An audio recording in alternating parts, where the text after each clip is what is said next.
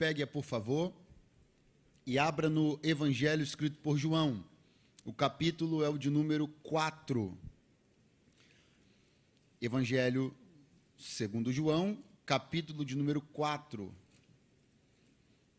E com a mesma gratidão que eu estava há 10 anos atrás, também hoje continuo estando, mencionando, honrando a vida e o ministério do pastor Silas, agradecendo a ele por essa generosidade de franquear o púlpito, confiar, né, na nossa vida, no nosso ministério. Agradecer ao pastor Odilton, agradecer ao pastor Samuel, né, e é um prazer sempre estar com ele. Louvar a Deus pela vida da minha amiga pastora Median, que sempre nos abençoa tanto, é uma amiga da nossa casa, da nossa família. Está ali com a missionária Raquel Lima, dos Montes que Fumegam, aleluia. Ela disse hoje que ia marchar, rodar, babar, cair e pular. Eu estou aqui esperando o que vai acontecer, aleluia. Capítulo 4 do Evangelho segundo João. Quem encontrou, diga: eu amo a Bíblia. Versículo de número 3. Deixou a Judéia e foi outra vez para a Galiléia. E era-lhe necessário passar por Samaria. Foi, pois, a uma cidade de Samaria chamada Sicar, junto da herdade que Jacó tinha dado a seu filho José. Verso 7. Veio uma mulher de Samaria tirar água. Disse-lhe Jesus: dá-me de beber. Quantos podem dizer amém? Quantos podem dizer graças a Deus? Sei que para muitas pessoas esta é uma informação que vocês, que elas já têm, outras não. Então eu vou rapidamente aqui dizer que naqueles dias havia uma complicação, uma rivalidade, uma indisposição muito grande entre os judeus e os samaritanos. Eles que num tempo bem antigo, bem lá atrás, eram todos uma coisa só. Era tudo Israel, era tudo um povo só. Mas, num dado momento da história de Israel, eles dois se dividiram, o Reino do Sul, o Reino do Norte. O Reino do Sul com capital em Jerusalém, o Reino do Norte com capital em Samaria. E daí as coisas já começaram a se complicar um pouquinho. Eles, inclusive, entraram em guerra algumas vezes. E as coisas se complicaram de vez quando cada um desses reinos foi submetido a um tipo de cativeiro diferente. Isso é muito importante você entender. O cativeiro que o Reino do Sul foi submetido, com capital em Jerusalém, o Reino de Judá, foi um cativeiro que teve uma questão específica. Ele foi operado, por assim dizer, pela Babilônia, e a Babilônia transportou muita gente de Jerusalém para a Babilônia, mas não fez o contrário. No caso do cativeiro do Reino do Norte, do cativeiro de Israel, das 10 tribos do Reino do Norte com capital em Samaria, esse operado pela Síria, aí já foi diferente. Porque a Síria mandou gente deles para lá, para Samaria. E aí aconteceu uma coisa que não podia ter acontecido, uma miscigenação. Então, enquanto o Reino do Sul permaneceu puro, permaneceu com um sangue puro de Abraão nas veias, o Reino do Norte se miscigenou. E exatamente a partir desse momento a coisa ficou de vez complicada entre os dois. De maneira que nos dias de Jesus nós estamos vendo o retrato disso. Qual é o retrato? Os judeus até mesmo evitam ao máximo cruzar o território samaritano. Eles hostilizam os samaritanos, têm os samaritanos como cães. Cães. Não é um cachorrinho que você tem de estimação na sua casa, não. Como cão, no sentido de figura desprezível, menos valiosa, uma existência diminuída, uma existência que não pode ser igualada à existência de um ser humano comum. Então, dentro de toda esta discussão e de toda esta problemática, vem João e diz para nós que Jesus decidiu fazer a clássica travessia entre as regiões da Judéia e da Galiléia. Travessia esta que tinha um caminho uma logística muito prática, atravessando o território de Samaria, mas que por tudo isso que eu já lhe falei, e muito mais, que não dá tempo de falar, os judeus evitavam ao máximo fazer. Jesus, porém, absolutamente distante, passando ao largo desse tipo de questão e situação menor, ele vai passar por Samaria. João diz que era-lhe necessário passar por Samaria. João ainda diz que, estando ele em território samaritano, foi, pois, a uma cidade samaritana chamada Sicar. Chama a sua atenção porque estas são coisas bem diferentes. Se, por um lado, passar por Samaria era uma necessidade, por outro lado, ir à cidade samaritana chamada Sicar, já não era mais uma necessidade, mas sim uma intenção espontânea. Para você entender melhor, é como se alguém dissesse que era necessário passar pelo rio. E aí, estando no rio, veio aqui ao bairro da Penha. Passar pelo rio, um território maior, isso sim era uma necessidade. Estando dentro desse território maior, existem ali bairros. E aí foi, então, esta suposta pessoa, ou melhor, veio até aqui o bairro da Penha. Quem me entendeu, diga amém, por favor. Então, Jesus, por uma decisão espontânea, liberal, ele vai até uma cidade samaritana chamada Sicar. Diga bem forte, Sicar. Meu irmão, tem muita história envolvida nesse lugar. Esse lugar é um poço de história. Esse lugar é um deleite para os historiadores. Nesse lugar, a história de Israel passou. Nesse lugar, a história dos patriarcas passou. Esse lugar é extremamente importante no cenário bíblico, e ele figura no cenário bíblico desde o livro do Gênesis. Porém, lá aparecendo com outro nome, aparecendo com o nome de Siquém. A Siquém do livro do Gênesis, que foi objeto de uma parada durante a peregrinação de Jacó e sua família na direção de Canaã, de Betel, também é a mesma Sicar de João capítulo 4. Tanto isto é verdade, que você vai reparar que em dado momento a mulher samaritana diz para o Senhor Jesus: és tu maior do que nosso pai Jacó, que passando por aqui, ele mesmo cavou um poço, bebeu da água desse poço, deu de beber aos seus animais e à sua família? Então ele está atestando que este lugar, ainda tem uma outra informação, estou lhe dando informações que estão escrachadas aqui no texto, para não ficar sombra alguma de dúvida que essa não é uma especulação histórica da minha parte, nem muito menos teológica. Olha o que está escrito aqui. Foi uma cidade de Samaria chamada Sicar, junto da herdade que Jacó tinha dado a seu filho José. É só você ir lá no livro do Gênesis que você vai ver que Jacó compra essa cidade, que lá é chamada de Siquém, e tempos depois ele dá essa cidade como herança ao seu filho José. E a coisa vai tão além que José tem seus ossos sepultados nesta cidade. Quando Moisés tira o povo de Israel do Egito, leva a ossada de José, tempos à frente Josué vai colocar os ossos de José nessa cidade aqui. Então tem muita coisa aqui. Tem muita história aqui. Tem muitos nós passados aqui. Tem muita coisa antiga aqui. Tem muitos domínios, muitos principados espirituais, tem muita coisa acontecendo aqui. Alguém está interessado nisso nessa noite? Diga alguma coisa, por favor. Jesus vai se encontrar com a mulher samaritana. Todos nós sabemos isso aqui. Eu lembro da célebre mensagem que o bispo T.D. Jakes pregou sobre a mulher samaritana nas Lavec de 2000 e alguma coisa, acho que 11 ou 12, alguma coisa assim, lá em Águas de Lindóia. Eu tive o privilégio de estar lá. E ele disse que a samaritana, aos olhos de Jesus, era uma chave para a cidade. Maravilha, verdade. Entendo e enxergo a samaritana ainda como um outro tipo também, uma outra figura, uma outra maneira. Eu chamaria isso educadamente de uma maquete. E vou explicar por quê.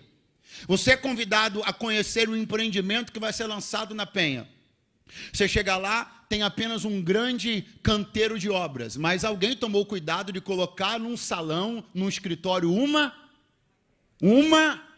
é através da maquete, através de um objeto em miniatura, que você poderá enxergar e entender tudo que será construído ali em dimensões muito maiores. Quem me entende, diga amém.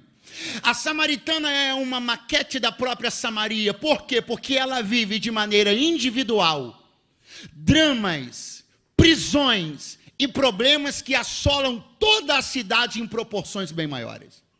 Se você enxergar, se você observar nela seus problemas, seus nós, seu passado, seus pecados, suas guerras, suas lutas, você vai perceber que tudo isso é algo que a cidade toda vive, já não é de agora, vive desde Gênesis. Eu quero que você compreenda, a primeira questão importante é a maneira tão profética com a qual esse exato ponto onde Jesus a encontra está localizado. Um poço. Na cidade de Siquém, nós estamos falando de um vale. Estamos falando de chama pela memória a sua aula de geografia, aquela. Um vale fica exatamente um vale sempre está entre montes. Com Siquém, o vale não era diferente. Eu quero que você, por favor, pense isso, traga essa cena para a sua mente, isso vai lhe ajudar. Jesus está se encontrando com a mulher num poço em Siquém, é literalmente um vale. Jesus está num vale junto com ela, entre dois montes.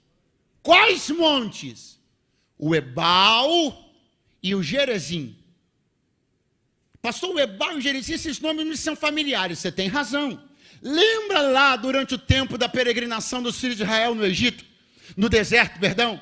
Lembra quando o Senhor Deus mandou com que Moisés mandasse metade dos cabeças das tribos para o Monte Ebal, a outra metade dos cabeças das tribos para o Monte Gerezim?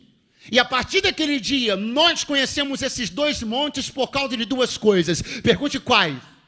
Bênção e maldição. Foi do Monte Gerezim que foram proferidas as palavras de bênção àqueles que desejassem obedecer. E foi do Monte Ebal que foram proferidas as palavras de maldição para os que desejassem não obedecer. Eu estou dizendo a você que o encontro de Jesus com a mulher samaritana está acontecendo num vale entre dois montes. Estou mostrando a você que não é apenas em relação ao encontro de Jesus com a samaritana, foi no seu encontro comigo, no seu encontro contigo, é exatamente o que está acontecendo no encontro que ele promoveu esta noite aqui. Você está num vale, esse vale tem um nome, Vale da Decisão, e Deus me trouxe aqui para lhe dizer, quando este encontro terminar, ou tu decides pela bênção, ou tu decides pela maldição.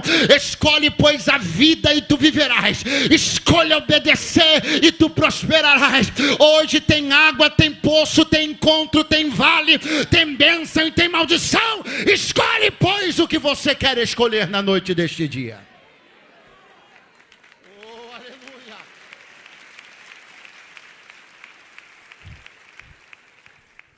A decisão terá que ser tomada de um jeito ou de outro. Mas se ela negligenciar e não quiser dizer nada, ela terá decidido alguma coisa. Você não toma uma decisão apenas quando você verbaliza uma decisão. Não decidir também é uma decisão. Eu vim aqui dizer para alguém que você não tem alternativas se não tomar uma decisão esta noite. Mas sabe o que eu estou sentindo no meu coração? Que aqueles clamores, aquelas vozes de maldição que serão proferidas sobre a vida dos desobedientes, elas não serão as vozes que nortearão o teu caminho. Antes de sair por esta porta, tu decidirás pela vida, decidirás pela saúde, decidirás pela bênção. Ou quem decide pela vida, quem decide pela bênção, quem decide pela vitória, levanta a mão, faça um barulho bem forte. Oh, glória a Deus. Lá está Jesus falando com a mulher samaritana. Lá está Jesus desempenhando o seu papel como amor, misericórdia. Lá está Jesus cercando-se inclusive de cuidados mínimos para que nenhuma interferência pudesse atrapalhar o que ele queria fazer ali. Interferência essa que poderia inclusive vir da parte dos discípulos. Eles que por tantas vezes demonstraram uma humanidade, uma carnalidade que os impedia de compreender a razão e o propósito do ministério do Salvador. Eles que chegaram ao absurdo de dizer para Jesus: tu não tens pena de ti mesmo, falando tu que vai ser entregue nas mãos dos principais sacerdotes. Eles não conseguiam compreender a largura, a estatura e a profundidade do que era o amor de Deus ainda. ainda estavam impregnados pelos seus sensos, realidades religiosas aprendidas ao longo da vida, ainda estavam com suas cismas, suas manias, e naturalmente teriam extrema dificuldade de ver Jesus. Primeiro, como homem, lidar com uma mulher. Segundo, como judeu, lidar com uma samaritana. Então, antes que qualquer discípulo pudesse interferir, embaraçando as coisas, não sou eu, é o texto que diz que eles foram para a cidade comprar comida. Isso aqui é maravilhoso, porque se você enxerga isso como se não fosse nada, você não entendeu. O que, pastor? Que se Jesus está percebendo que os obreiros dele podem atrapalhar a ação da sua misericórdia, ele orou para os obreiros e disse assim: vão comprar pão. Porque quando alguém que já é crente, já é discípulo, pode acabar sendo um impedimento, um embaraço para que o amor e a misericórdia de Deus sejam exercidas na vida de alguém, Deus não vai brigar com ele não. Com ele Deus trata depois. Manda ele comprar um lanche na padaria para não me atrapalhar. Que hoje o show aqui é de graça, misericórdia, amor e bondade, e nem discípulo cascudo vai me atrapalhar. Ô glória! Se Deus te mandou comprar pão, é porque você está mais turrão do que deveria. Deus mandou você ir na padaria, obreiro velho, porque você está com menos misericórdia do que deveria. Então, antes que você atrapalhe a ação graciosa do Espírito Santo, Ele te manda comprar 10 pães e 50 gramas de mortadela. 50 é pouco, né? 250, aleluia.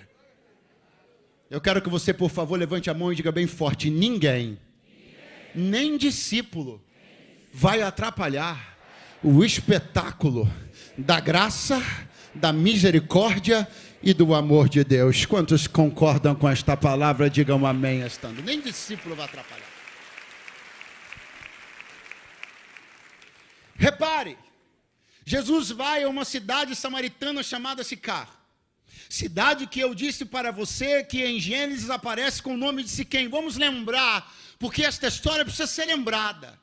Ao lembrarmos da história relatada no livro do Gênesis, nós vamos entender muito da natureza profética da ida de Jesus até Siquém. Mas eu preciso que você me dê toda a sua atenção agora.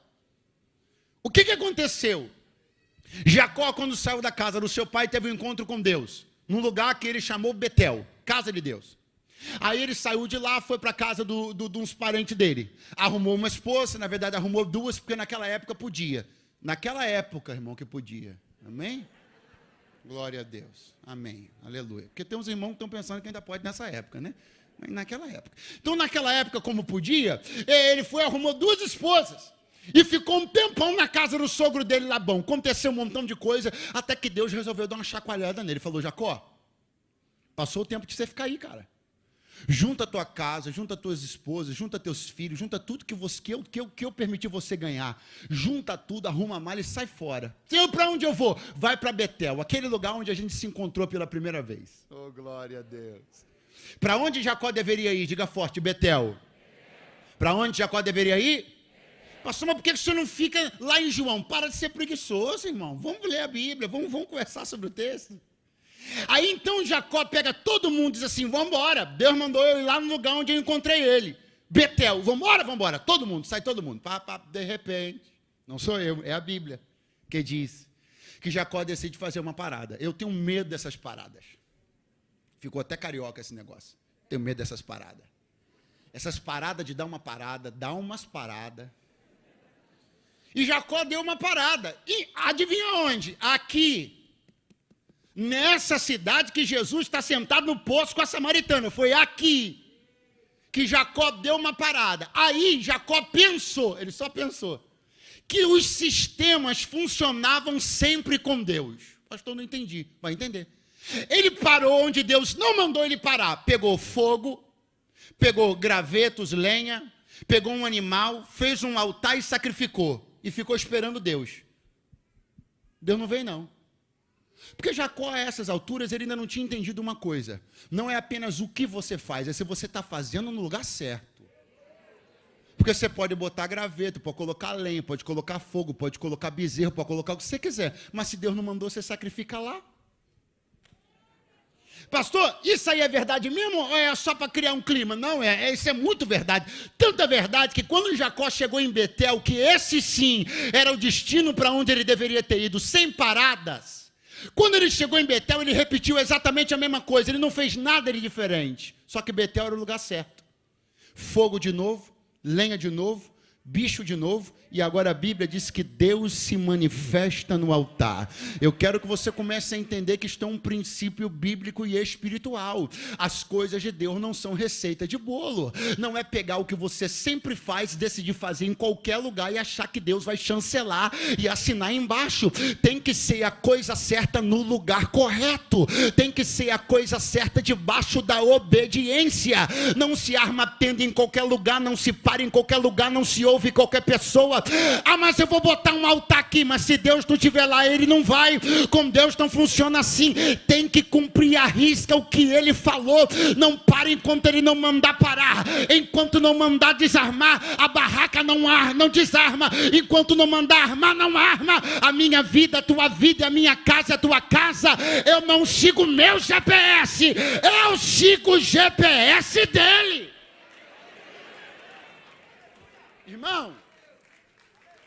Irmão, tinha como dar certo uma coisa dessa? Não tinha. Deu errado, pastor? Deu. Quanto? Muito. O quanto deu errado, pastor? Você conhece a história, só vim te lembrar. Deu tão errado que a única filha mulher que Jacó tinha, que ele tinha 13 filhos, só uma era mulher, só Diná. A única filha mulher que Jacó tinha entrou num rolo com o príncipe. Agora eu vou precisar dos espirituais. O príncipe de Siquém, o que ele exerce? Principado. E o que ele é? O que ele exerce na vida de Diná? Defraudação moral. Quem ele é e o que ele exerce na família de Jacó, na pessoa de Diná? Imoralidade. Jeitinho de fazer as coisas do jeito que a cultura dele estava acostumada a fazer. Agora pegue, vire um montão de páginas, saia do Gênesis e venha para o João, e você vai perceber que em Siquém as coisas continuam do mesmo jeito. Desmantelamento moral.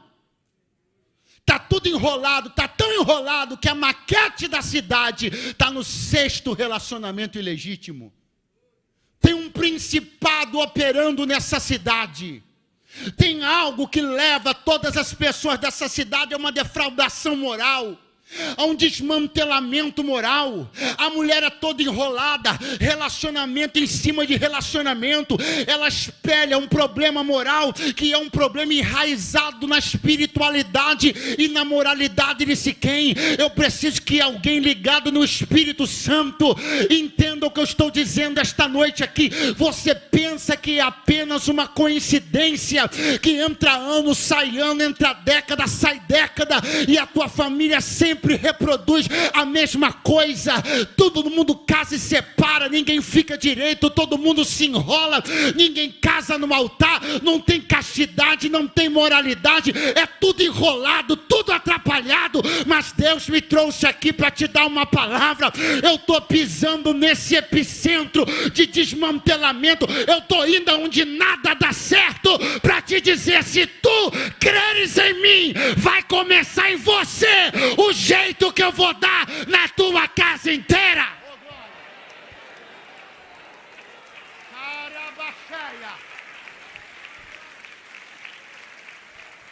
Eu não sei quantas moças da tua família já se enrolaram. Eu não sei quantas moças da tua família já viveram sexualmente com seus namorados antes de casar, mas eu quero que você me ouça, e eu lhe digo isso na autoridade do Espírito Santo. Você vai entrar de véu e grinalda no altar dentro da igreja e vai testemunhar castidade e santidade diante de Deus. Você não vai reproduzir a mesma história sistemática de decadência.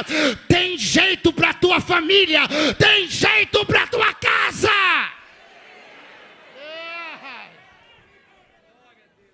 Por quê?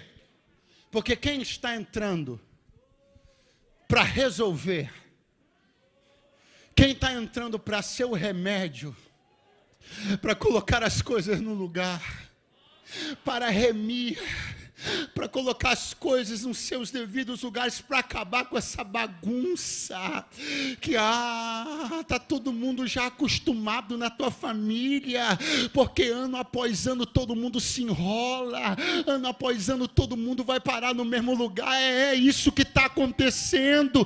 Só que quem está entrando aqui em João 4, não são os atrapalhados dos irmãos de Diná, que resolviam as coisas no sangue dos outros. Quem está entrando em João 4, não são os enrolados dos filhos de Jacó, que matam para poder restaurar. Quem está entrando em João 4, morre para poder restaurar. Ele não derrama o sangue dos outros para restaurar, ele derrama o seu sangue para restaurar. Pastor, do que o senhor está falando? O que eu estou falando?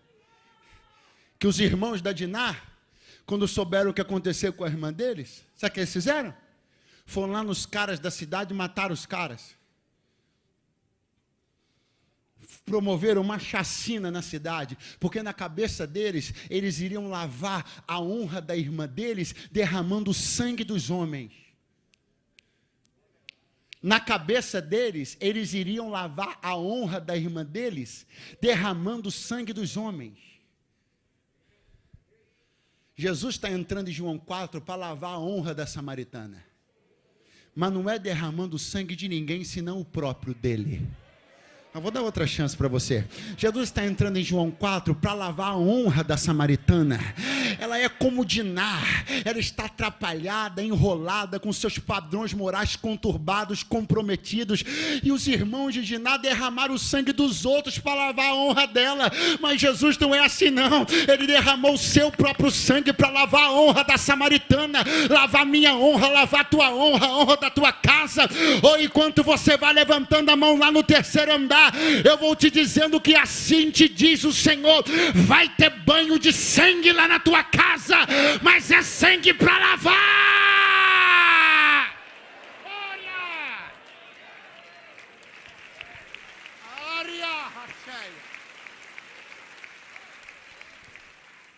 A coisa estava toda complicada, estava tudo dando errado, e Jacó fez o que qualquer um de nós aqui faria. Se está tudo dando errado, qualquer pessoa minimamente inteligente vai fazer uma revisão. Espera aí, eu cheguei aqui, fiz um altar, Deus não respondeu. Cheguei aqui, minha única filha se enrolou. Cheguei aqui, os irmãos dela, para vingar ela, se tornaram homicidas. Espera aí, está tudo dando errado? Deixa eu ver se tem alguma coisa errada comigo, porque está tudo dando errado. Eu tenho um negócio de Deus para dizer aqui, até quando? Até quando uma coisa após a outra vai dar errado, para que você comece a perceber que você parou no lugar errado? Que você precisa arrumar o mais rapidamente possível para Betel, para o lugar de encontro. Porque Deus está te esperando lá, Ele não tem compromisso com a parada não autorizada que você fez. Decalamancheia. Deremia andahaia coma na sui de oriandelebaia. Jacó reuniu a família e disse assim: vamos lá, pessoal, eu acho que a gente tem que concordar que tem alguma coisa muito errada acontecendo. Eu levantei um altar, Deus não veio, minha filha, aconteceu o que aconteceu, os irmãos dela se enrolaram todos, viraram assassinos. Vamos levantar, vamos embora daqui. A essa altura, Jacó já tinha comprado a cidade toda, atenção. A essa altura, Jacó já havia dominado na cidade, ele tinha comprado a cidade inteira, só continuava tudo dando errado. Moralmente, espiritualmente, aí ele parou e disse assim: olha, se tem alguma coisa errada em mim, em vocês, em nós, vamos resolver isso aqui agora, para a gente não continuar a caminhada levando os mesmos erros. Aí eu penso em Jacó dando oportunidade. Você está com oportunidade, tem alguma coisa errada? Aqui, uma olha para a outra, a outra olha para uma, a outra olha para uma, e o que tinha acontecido? As esposas de Jacó tinham trazido da casa do seu pai Labão ídolos. E estes ídolos estavam na bagagem delas. Elas pensaram consigo: vamos trazer esses ídolos como uma espécie de compensação financeira.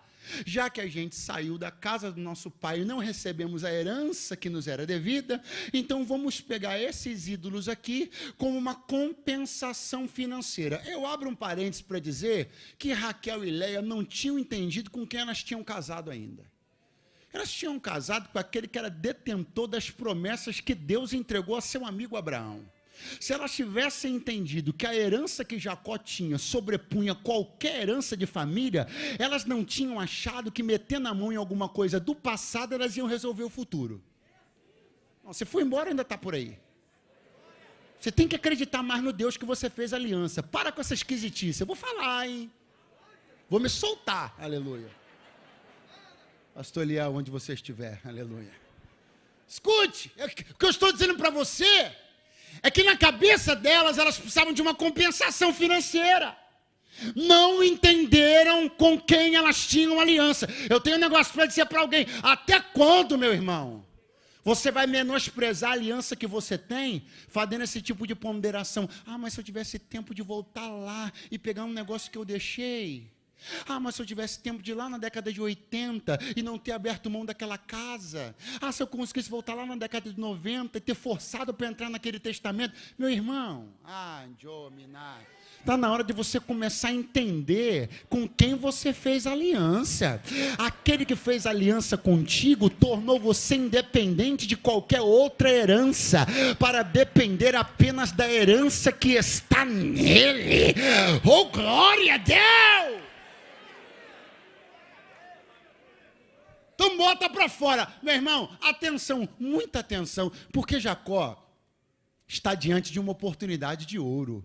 Eu disse oportunidade sem maiores esforços, de uma maneira de certa forma, pelo menos ali dentro da reunião que ele fez, foi até fluiu.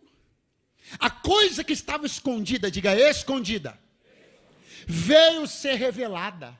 E olha a oportunidade de ouro que Jacó tem. Tem vezes que nós estamos diante de uma oportunidade de ouro. Qual? Quando alguma coisa sai do esconderijo e torna-se visível. Está à luz. Aí você olha e diz assim: agora eu estou entendendo. Aí você olha e diz: isso estava me atrapalhando. Aí você olha e diz: isso não deveria estar na minha mala.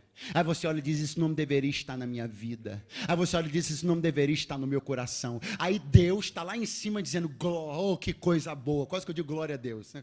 Deus está lá dizendo: olha, ele entendeu que aquilo está atrapalhando ele. Entendeu que estava escondido, mas não podia continuar escondido. O que ele tem que fazer agora? Grita forte: destruir. Porque se você tem a oportunidade de ouro, de que algo que estava atrapalhando sua caravana saia do esconderijo e venha para a luz, então pega e destrói. Foi o que Jacó fez? Não. O que ele fez? Só trocou o esconderijo. Pastor, como é que é? Sim.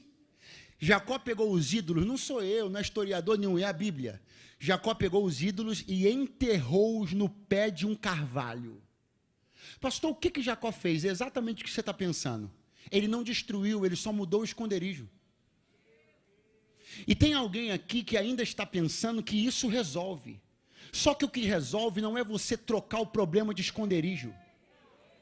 O que resolve não é sair de debaixo da cama para ir para debaixo do tapete. Aí você alterna, tira de debaixo do tapete e bota dentro do porão. Aí tira de dentro do porão e toda semana você troca seu problema de esconderijo. Só que Deus me trouxe aqui nessa quinta-feira para encarar e passar pela situação de você me olhando com essa cara aí, mas não tem problema, porque eu vou dizer para você: para de trocar teu problema de esconderijo, desengaveta ele e destrói ele na noite dessa quinta-feira. Eu profetizo que o que te atrapalhava não vai te atrapalhar mais. Acabou os segredos, a obscuridade, a vida na penumbra, o comportamento sigiloso, as senhas secretas, as gavetas trancadas. Acabou. Deus vai trazer a tua vida para a luz, para a verdade, para a bênção.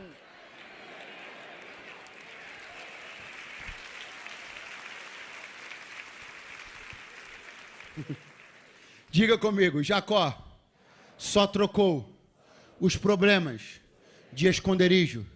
Diga: Jacó escondeu os ídolos enterrou no pé de um carvalho. Quem está entrando agora no lugar onde os ídolos estão escondidos? Quem é que em João 4 está entrando no lugar onde os ídolos estão escondidos? Jesus. Ou você já esqueceu que nós estamos falando do mesmo lugar? O mesmo lugar onde Jacó enterrou os ídolos no pé do carvalho é o mesmo lugar onde Jesus está encontrando a samaritana. Jacó colocou por debaixo da terra. Jesus não vai cavucar a terra, ele vai olhar no olho da samaritana e vai dizer: chama o teu marido e vem aqui.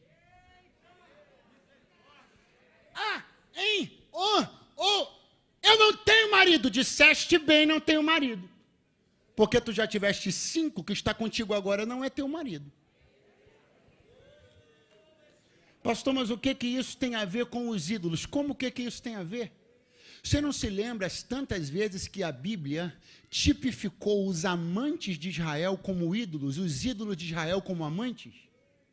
Não sou eu, foi Deus na Bíblia que colocou os dois, ídolos e amantes. Ele disse para Israel: os teus ídolos são como teus amantes. Olha o que está acontecendo. Jacó enterra os ídolos debaixo do pé do carvalho. Chega Jesus e diz para ela: cadê teus amantes? Sem pegar uma única pá da ralacheia, sem pegar escavadeira, nem retroescavadeira, nem nada. Jesus sabia o que estava debaixo do pé do carvalho. Jesus sabia o que estava enterrado na cidade. Jesus conhece os porões da tua casa. Jesus conhece os porões da tua família.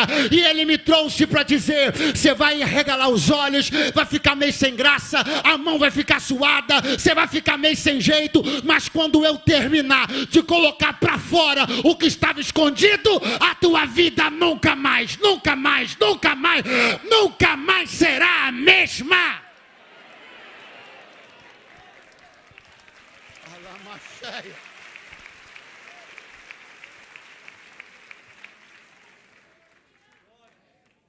Você acha que Jesus não sabia onde estava o carvalho?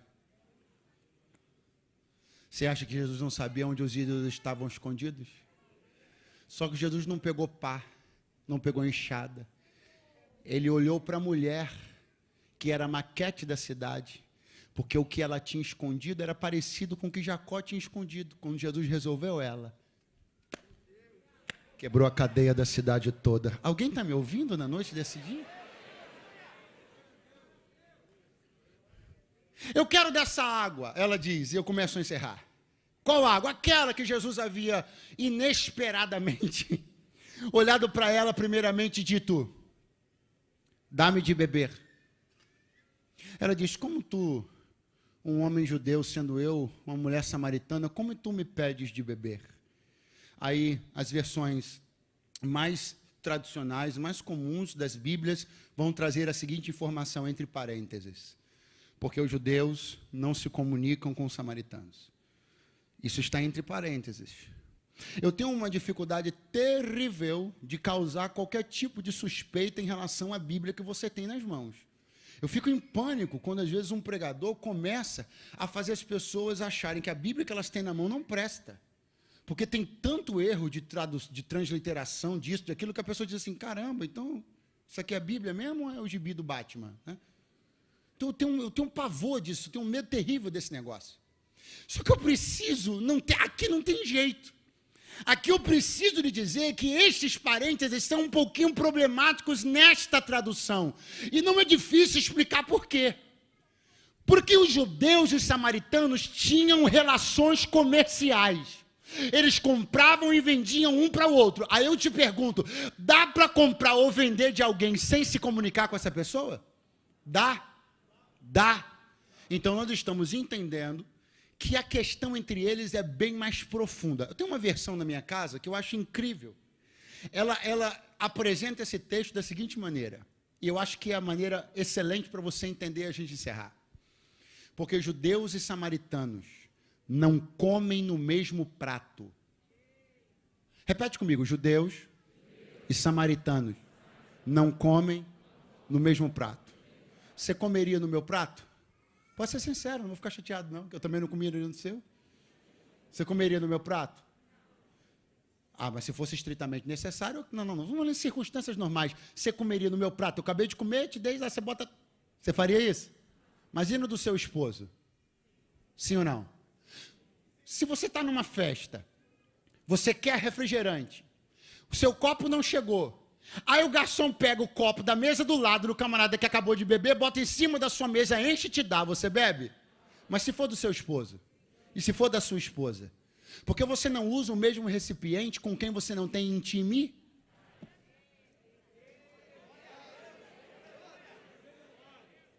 Mas com quem você tem intimidade, você usa o mesmo copo, o mesmo prato, o mesmo garfo, a mesma toalha, por aí vai. É por isso que ela está chocada. Porque ela sabe que os judeus têm os samaritanos como cães. Você não beberia água na vasilha do seu cachorro. Pastor, eu beberia, então me procura no final que eu vou orar para você ficar liberto, porque você está com algum problema. Você não beberia água na vasilha do seu cachorro. É a mesma coisa, ela está olhando e dizendo assim, ele não usaria o meu cântaro. Não tem sentido. Veja só, ela olha num dado momento e diz assim, o poço é fundo. E tu não tens com o que tirar. Perceba, ela já havia percebido que Jesus não dispunha de nenhum recipiente. Se ele não dispõe de nenhum recipiente, quando ele diz para ela, dá-me de beber, o que ele está dizendo? Eu posso beber no seu cântaro. Aí ela está olhando e dizendo, tem alguma coisa errada aí. Se eu sou uma cadela e ele é um judeu, como é que ele vai beber no meu cântaro? Até porque ela sabe, o que ela sabe, pastor? Do lodo do fundo do cântaro. Ela sabe a vida que teve, a vida que levou, sabe das suas paixões, sabe dos seus relacionamentos, sabe da forma como ela conduziu. Ela conhece a rapa do lodo que está no fundo do cântaro. Aí vem Jesus de Nazaré e diz para ela, eu bebo nesse cântaro aí. Ela diz, isso não tem como. Aí se Jesus, se a conversa fosse alongada e se tivesse escrita, Jesus poderia ter dito, você está pensando que não tem como? Porque os relacionamentos que você conhece nunca se aprofundaram para um nível de intimidade. Tudo que você conhece, experimentou até hoje, foi gente que usou você e você usou eles. O que eu quero contigo não é ser mais uma paixão de verão, de outono, nem de inverno. Eu vou botar uma aliança no teu dedo. Tudo que você conheceu não é nada. Eu sou quem você precisa conhecer. Não importa o lodo do fundo do teu cântaro, eu uso o teu prato, uso o teu garfo, uso o teu copo, uso tua vida, uso tua casa, uso tua família. Eu uso. Ei, alguém pode levantar as mãos para receber essa palavra? Ele não desconhece os lodos do teu cântaro, mas ele me trouxe para dizer, o que eu tenho para te oferecer é intimidade.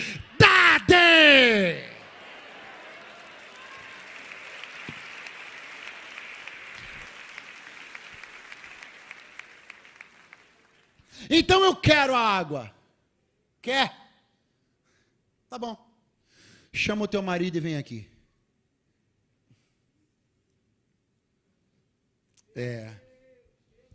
Eu não tenho marido. A pergunta é, Jesus sabia que ela não tinha marido, sim ou não? Porque mandou trazer o cara. Vamos de novo. Jesus sabia que ela não tinha marido, sim ou não? E por que Jesus mandou buscar ele? Pastor, porque Jesus estava se dando de desentendido. Então você não sabe quem é Jesus ainda. Não, Jesus estava bem-humorado. Você não entendeu quem é Jesus ainda. Ele não está de piada. Não está fazendo pegadinha.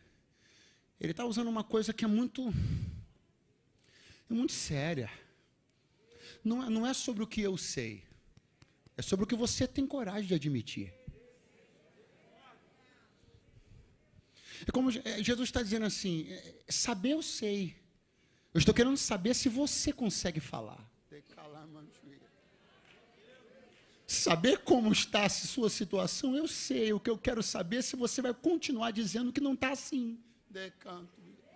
Você vai continuar escolhendo um filtro bem bonito no Instagram para ver se resolve. Porque o problema da sua vida não é foto. Ele me trouxe para dizer, saber, eu sei. A questão é, você tem coragem de dizer? Ou você vai continuar fingindo que não é isso, que não é aquilo, que na verdade foi tudo um engano, que na verdade existe uma razão, que na verdade existe uma história. Para! Jesus olha para ela e diz uma coisa maravilhosa. Jesus vai usar uma palavra que se tornará uma tônica nesse texto. Qual é a palavra? Verdade. Jesus vai olhar para ela e vai dizer: isto disseste com verdade. Vamos lá. Isso disseste com verdade. Passou um pouquinho de tempo, ela disse assim: Senhor, estou vendo que tu és profeta. O Senhor poderia me dizer aonde se deve adorar? Porque nós, samaritanos, dizemos que se deve adorar no monte. Na verdade, o monte a qual ela se refere é o Monte Gerizim, porque os samaritanos construíram um templo no Monte Gerizim. Na época da construção do templo de Zorobabel, os samaritanos ofereceram ajuda na construção do templo de Zorobabel. Mas os judeus não quiseram, pelas razões todas que eu já expliquei aqui. Aí os samaritanos foram e disseram assim: se vocês não querem deixar a gente ajudar no de vocês, nós vamos construir um para nós. Só que Deus nunca entrou lá. Então eles construíram o templo no Monte Gerizim de propósito, que era o Monte da Bênção, para ver se conseguia carona na bênção, construindo o monte no lugar da bênção, mas Deus não mandou eles construírem nada. Mas isso é outra coisa. O que eu quero que você entenda é que então ela vai perguntar: diga para mim, por favor, onde se deve adorar. Jesus olhou para ela e disse assim: ei, anota aí, a hora vem. E já chegou. Em que os verdadeiros adoradores adorarão o Pai em espírito e em... Jesus está olhando para ela e ela está entendendo o quê? Que ela está pronta para adorar. Por que ela está pronta para adorar? Porque ela acabou de agir com verdade minutos atrás. E Jesus está dizendo assim: já que você me disse a verdade, você pode me adorar em verdade. Porque não dá para adorar em verdade se você não me diz a verdade. Não adianta você ficar mentindo para mim sobre quem você é, sobre como estão as coisas, e chegar na hora do louvor e não. Só adora em espírito e em verdade quem já disse para ele toda a verdade. Eu estou vendo que tu és profeta. E eu queria tirar esta dúvida. Jesus diz: então tá bom. Pega a receita. Os verdadeiros adoradores adorarão o Pai em espírito e em... Irmão, a mulher saiu dali maravilhada demais. Começou a chamar todo mundo. Disse assim: vocês têm que vir aqui. Vocês têm que ver e conhecer quem? Uma pessoa. O que essa pessoa disse para você? Disse tudo que eu tenho feito. Eu amo isso aqui. Porque ela não disse assim: ele fez um monte de promessa, disse para mim tudo que eu vou ser. Disse: não, ele só disse até agora quem eu sou. Por que você está tão interessado em saber onde você quer chegar, se você ainda nem admitiu onde você está agora? Está tão interessado que Deus te diga quem você vai ser amanhã. Você nem aceita quem você é agora. Está maquiando tudo, não tem coragem de falar nada. Não vai embora não, que eu já estou encerrando, aleluia. O que me espantou nele é que ele me disse toda a verdade. O que me espantou nele é que ele me disse o que eu tenho feito. Eu quero que vocês conheçam ele. Pisou na nossa terra, até que enfim. Quem? Um camarada de autoridade. Eu estou disposta a mudar, parece que eu vejo ela falando. Por quê? Porque pisou aqui um camarada de autoridade. Você consegue entender que diante da autoridade nenhuma mentira resiste? Diante da presença da glória de Deus, nenhuma mentira resiste. Você está conseguindo compreender que os passados são revirados e os futuros são reescritos quando a presença de Deus está num lugar? Eu convido você a erguer as suas mãos o mais alto que você puder e acreditar de todo o seu coração no que eu vou lhe dizer agora. A presença de Jesus de Nazaré, de João 4, está aqui na Montevidéu 900 na noite deste dia. Ele me trouxe para dizer: tu não precisas mais ser o mesmo, tu não precisas mais maquiar a tua realidade. Eu tenho uma nova vida para você, uma vida verdadeira, vivida na luz, exercida na luz, praticada na luz. Eu não tenho para você relacionamentos obscuros, negócios clandestinos. Eu tenho para você vida, luz, verdade, paz de espírito.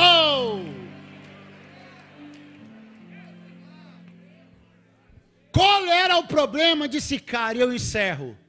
Qual era o problema de Sicar? Falta de autoridade. paradigma, referência. Qual era o problema de Sicar? Que Sicar era um grande mausoléu.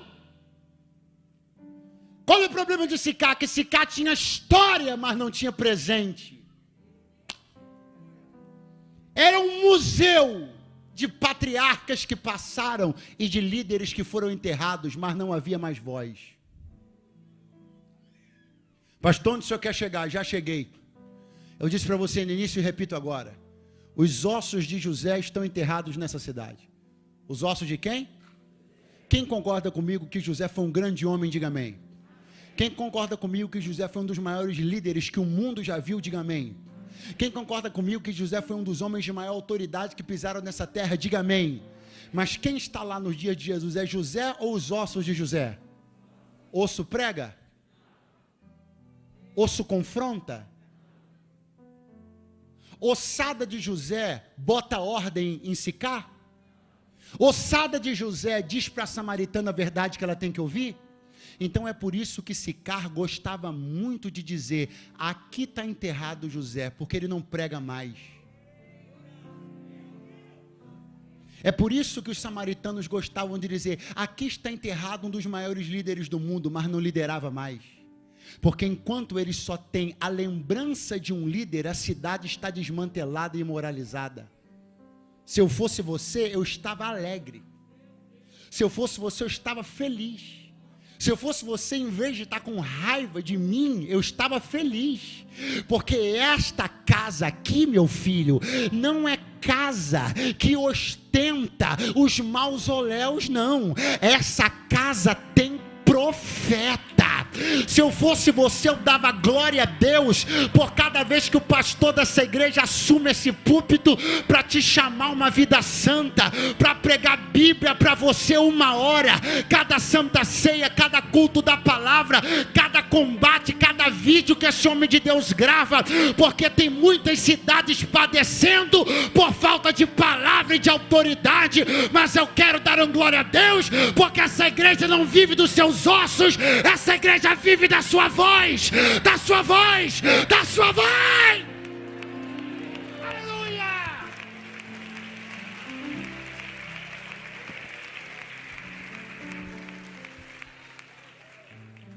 Dá uma olhada para o seu vizinho e diga, você deveria estar mais feliz.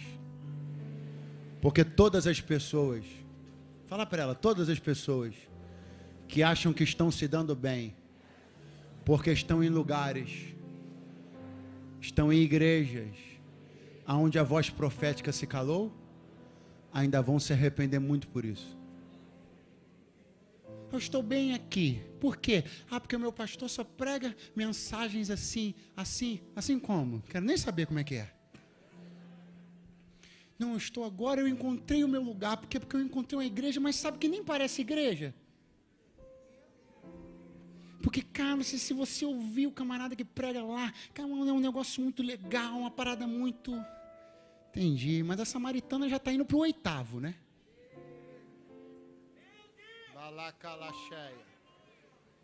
Se eu fosse você, eu estava glorificando a Deus, porque Ele está me apertando, te apertando, nos apertando, mas no final vai ser céu, vai ser eternidade, vai ser vida com Deus. Quem tem glória, diga glória. Quem tem aleluia, tem... dá um pulo dessa cadeira, fica de pé do teu lugar. Deus está neste lugar. Aleluia.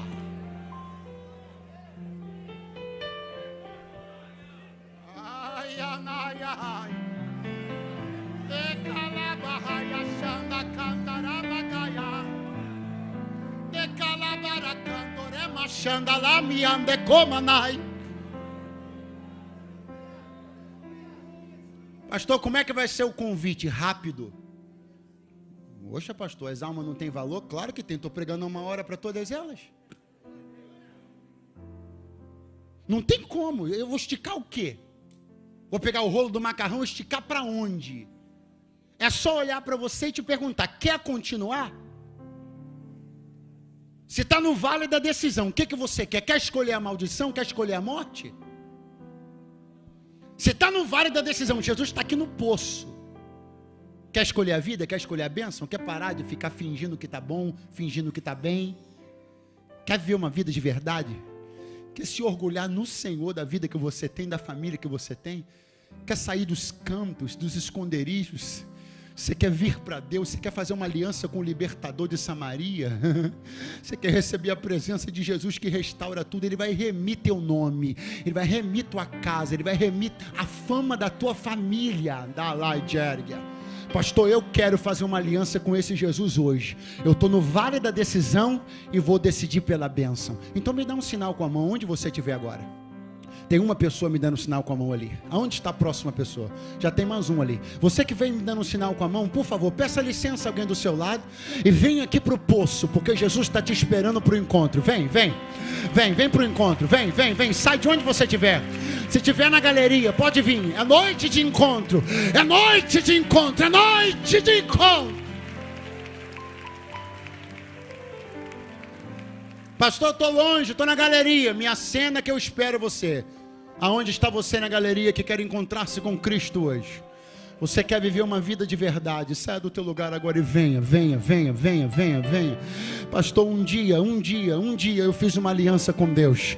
Os ventos sopraram, a coisa apertou, eu fui embora, eu nunca tive chance, nunca tive força para voltar. Mas hoje eu sinto que Jesus está me chamando para me encontrar de novo. Eu sinto que Ele quer me perdoar, quer me aceitar. Você está sentindo certinho. Ele quer te perdoar e quer te aceitar. Volta para casa do teu pai agora. Você que está afastado de Jesus e da igreja, vem.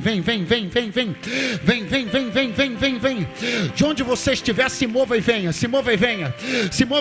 A igreja em espírito de oração e súplica. A rede está sendo lançada, a palavra foi pregada. Venha. Oh, glória!